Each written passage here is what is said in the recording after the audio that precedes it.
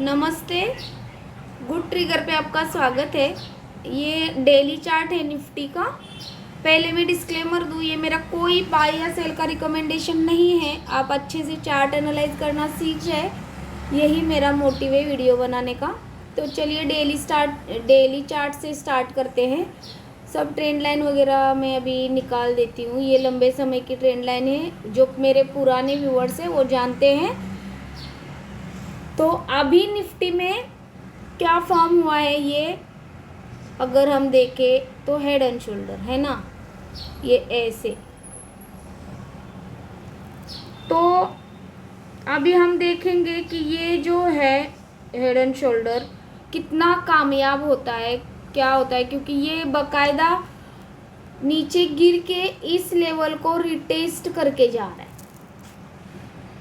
तो ये अगर ये ट्रेंड लाइन चलती आ रही है लंबे समय की, ये है 22,644। जो भी मेरे पुराने व्यूअर है वो लंबे समय का जब भी हम एनालिसिस करते हैं तो वो जानते हैं कि कैसे हम एनालिसिस करते हैं। लंबे समय में फिबोनाची का ट्रेंड लाइन सपोर्ट रेजिस्टेंस का हम यूज़ करते हैं। और यहाँ से भी एक ट्रेंड लाइन अगर हम ऐसे ड्रॉ करेंगे तो इसको ब्रेक किया है इसने डेली में, और इसने ब्रेक किया है आज गैप डाउन ओपन होके। तो इसको रिटेस्ट करने के लिए ये थोड़ा सा एक बाउंस बैक अपने मार्केट में आ सकता है आने वाले वीक में, है ना, या नहीं तो कल भी आ सकता है थोड़ा सा ऊपर बाउंस बैक। रिटेस्ट करने तो आता ही है अपने लेवल को। यहाँ से ब्रेक हुआ, ये रिटेस्ट करके चला जा रहा था, फिर यहाँ से आया, अब ये लेवल को वापस से इसने तोड़ा। अब यहाँ पे थोड़ा सा रिटेस्ट करने इस फिबोनाची लेवल को आ ही सकता है मार्केट, तो थोड़ा सा बाउंस बैक हो सकता है। तो डेली चार्ट देखते हैं। पिछले वीडियो में ही, मतलब कि 2 महीने पहले ही हमने एनालिसिस किया है लंबे समय का। तो जब ये इम्पोर्टेंट लेवल टूटेगा निफ्टी का, ये वाला, तो ये हमें 21,315 तक के टारगेट्स मिल सकते हैं नीचे। कब? जब ये इम्पोर्टेंट लेवल जो है, हमने इम्पोर्टेंट सपोर्ट निकाल के रखा है, वो तोड़ने के बाद। यहाँ तक मार्केट जाना चाहिए था, गया नहीं है, यही से पहले से ही यहाँ से घूम गया है मार्केट। तो अगर यहाँ से वापस से ये ऐसे घूमता है तो इस लेवल को तोड़ने के बाद हमें ये ऊपर के टारगेट मिलेंगे। तो निफ्टी इंडेक्स जो है लेवल पे काम करता है, ये सभी लोग जानते हैं। तो अभी ये रहा आने वाले दिनों की बात। यहाँ से भी अगर घूम जाएगा ये तो अच्छी ही बात है, अगर नहीं घूमेगा तो ये सपोर्ट तो कब का है, जून महीने का रिजल्ट जब आया था ना तब का है, ये इलेक्शन रिजल्ट आया था तब का। तो अभी हम देखेंगे कि कल कैसे हम ट्रेड करेंगे।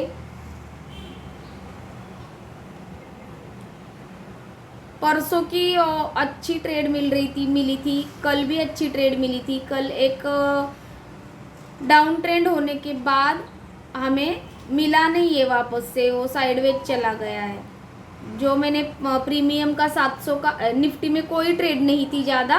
बैंक निफ्टी की बात करूँ, बैंक निफ्टी में अच्छी ट्रेड थी। बैंक निफ्टी का जो 700 का टारगेट दिया था वो अचीव हो के पुट का काफ़ी बढ़िया रैली उसके बाद भी हमें बैंक निफ्टी ने दी है।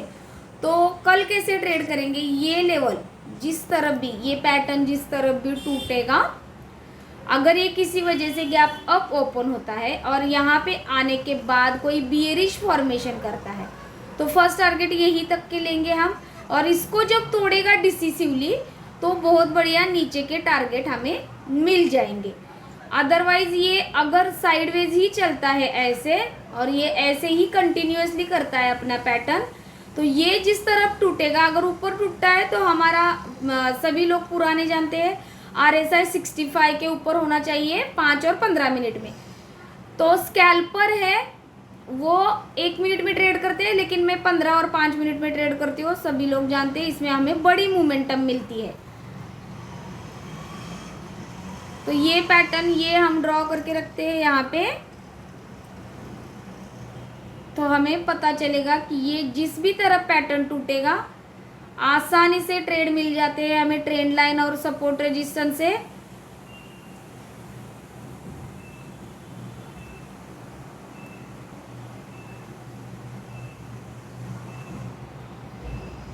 बिल्कुल भी ट्रेडिंग को हम कंफ्यूजिंग ज़्यादा नहीं करेंगे और ज़्यादा उसको ऐसे ये करेंगे नहीं,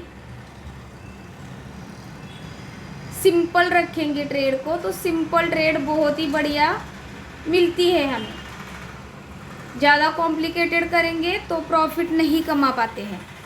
तो ये ट्रेंड लाइन जिस तरफ भी ब्रेक करेगी, रिटेस्ट करने पे आरएसआई अगर हमें ऊपर की तरफ दिखाता है 60 के ऊपर, तो यहाँ तक के टारगेट मुझे मिल जाएंगे। और यहाँ पे जैसे ही सपोर्ट या रेजिस्टेंस आता है, अगर मैंने बाय किया हुआ है, मैंने कॉल लिया है और मुझे ऊपर रेजिस्टेंस दिख रहा है, तो मैं रेजिस्टेंस से पहले जो भी मुझे प्रॉफिट मिलता है वो मैं एग्जिट कर लेती हूँ। और अगर मैंने उसको शॉर्ट किया है, पुट लिया है और मुझे कोई सपोर्ट दिखता है नीचे, तो मैं उसके पहले भी मेरा प्रॉफिट बुक कर लेती हूँ। तो ये रहा कल का ट्रेड। और ये कल का ट्रेड में अगर आपको बताऊँ, जो भी हमें ऐसे छोटे से नए व्यूअर जो मिल रहे हैं, मतलब जुड़ रहे हैं हमारे साथ, तो उनके लिए बताऊँ कि ये जो है, ये जो ऐसे छोटे से पैटर्न फॉर्म होते हैं, तो वो हमें एज अ स्टॉप लॉस काम आते हैं। ये देखिए, ये हमें स्टॉप लॉस के काम आते हैं लगाने के। जैसे कि ये रहा, यहाँ पे ये पैटर्न फॉर्म हुआ, तो ये एज अ स्टॉप लॉस काम आएगा। तो अगर इसको तोड़ता है इस ट्रेंड लाइन को, और नीचे के टारगेट फिर 1% के है, टोटल 1% है, ये पॉइंट नहीं, और आधे % का स्टॉप लॉस है, 0.51 का स्टॉप लॉस। तो ये एज अ स्टॉप लॉस काम आते हैं। और अगर सिंपल ये अगर नीचे नहीं टूटा, तो ऊपर टूटने के बाद हमें वैसे ही उसको उल्टा कर देना है, सीधी सी बात। ये देखिए, ये स्टॉप लॉस और ये ट्रेड यहाँ तक है ना। तो ये थोड़ा सा हमें छोटा करेंगे, क्योंकि अगर ये ओपन होती है कैंडल तो उसकी वीक तो थोड़ी सी ऊपर ही आएगी। तो इसलिए ये 0.40 का स्टॉप लॉस और टारगेट 70, मतलब कि ऑलमोस्ट डबल का 0.70, 1% के अंदर है ये ट्रेड, क्योंकि ऊपर रेजिस्टेंस है और यहाँ से वापस से रिटेस्ट करके गिरने के ज़्यादा चांसेस है, इसीलिए ये छोटा सा टारगेट है।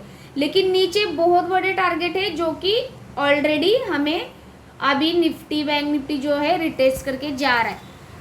तो बैंक निफ्टी में देखते हैं कैसी ट्रेड मिलेगी हमें। ये देखिए, ये बैंक निफ्टी की कल की ट्रेड थी, बहुत ही बढ़िया, मैंने बताया था आपको। ये देखिए, ये 80 पॉइंट की ट्रेड थी और 700 का टारगेट मैंने पीई का दिया था। एग्जैक्टली दोपहर 2:30 बजे वो अचीव हो गया।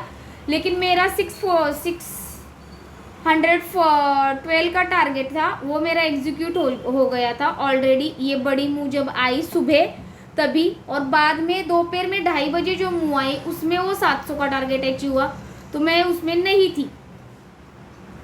तो ये देखिए, ये ऐसे यहाँ पे पैटर्न फॉर्म हुआ है। तो ये पैटर्न हमें as a stop loss Nifty में जैसे आया है, वैसे फिबोनाची लेवल को इसने भी तोड़ा है, और ये हो सकता है कि रिटेस्ट करने वापस से जाए। तो अगर गैप अप में मार्केट होता है तो ये स्टॉप लॉस मेरा काम आएगा। और अगर ये कुछ भी नहीं और इसी पैटर्न में ऐसे ऐसे खेलता है, तो वो बहुत बढ़िया ट्रेड रहती है। अगर गैप अप या गैप डाउन नहीं होता है, जैसे कि बड़ा गैप डाउन होने के बाद साइडवेज मार्केट चला, स्कैल्पर ने ही यहाँ पे कमाया होगा। लेकिन मैं ऐसे साइडवेज मार्केट में बिल्कुल भी नहीं ट्रेड करती। साइडवेज की निशानी मैंने बोली है, RSI 50 और 40 के बीच में ही ट्रेड करता है। दोनों तरफ के स्टॉप लॉसेस इसमें हिट होते हैं, इसीलिए इस साइडवेज मार्केट में ट्रेड अवॉइड मैं करती हूँ, बिल्कुल भी ट्रेड नहीं करती हूँ।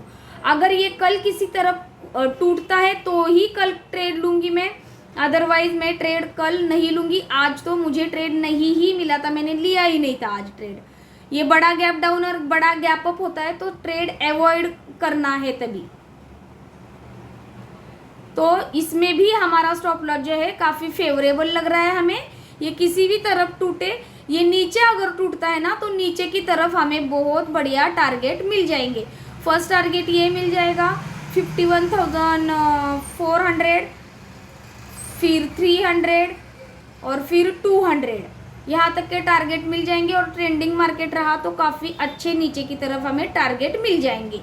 और ऊपर की तरफ अगर ये गैप अप ओपन होता है और नीचे की जर्नी दिखाता है तो ये यहाँ से गैप अप होगा तो आज की क्लोजिंग तक का हमें टारगेट मिल जाएगा। अगर गैप अप होता है और RSI यहाँ पे हमें डाउन दिखाता है, मतलब कि 30 के नीचे RSI ट्रेड करने लगता है, तो यहाँ पे कोई अगर छोटा सा गैप अप होने के बाद कोई ऐसा पैटर्न फॉर्म करता है तो अगर रिस्क रिवॉर्ड बैठ रहा है और लगातार RSI कंटिन्यूसली फॉल हो रहा है तो ये ट्रेड भी बहुत अच्छी हो जाएगी।